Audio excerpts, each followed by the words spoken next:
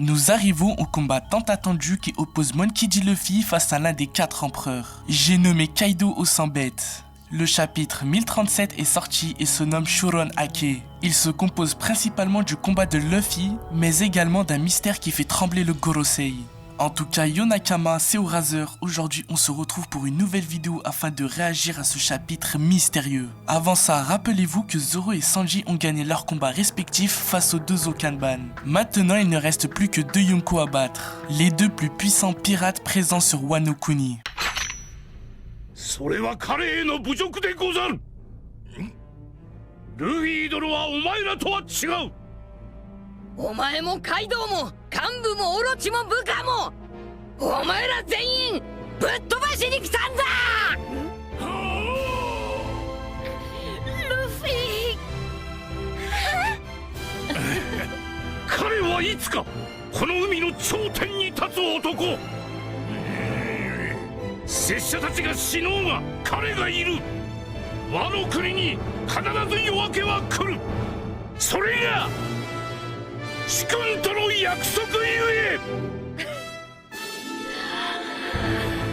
全面戦争だ。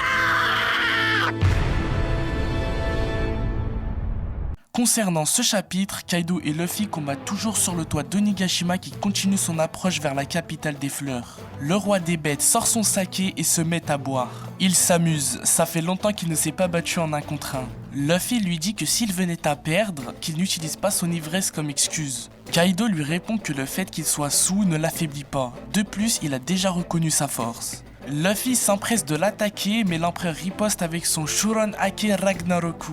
C'est une nouvelle attaque évolutive du Rame Ake qui fissure le toit. Kaido se transforme sous sa forme de dragon, il est en état d'ivresse, stade triste. Luffy le rattaque mais en vain. C'est alors que l'empereur repasse sous sa forme hybride avec une ivresse en phase de pleurs.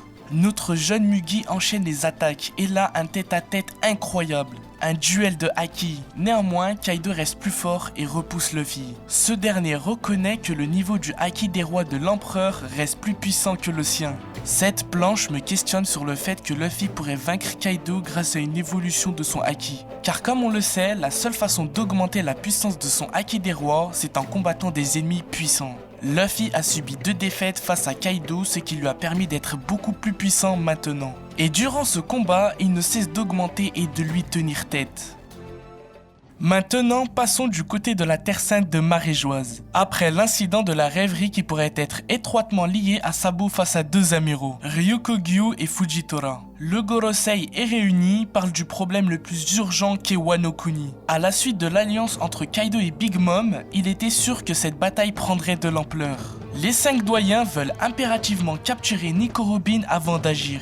Ils voudraient s'accaparer Wano Kuni ou alors encore pire, tout détruire. Alors, ils saisiraient leur chance d'abattre 2 Yonko et celui qui est considéré comme le 5e empereur. Pendant ce temps, des bateaux du gouvernement mondial sont autour de Wano.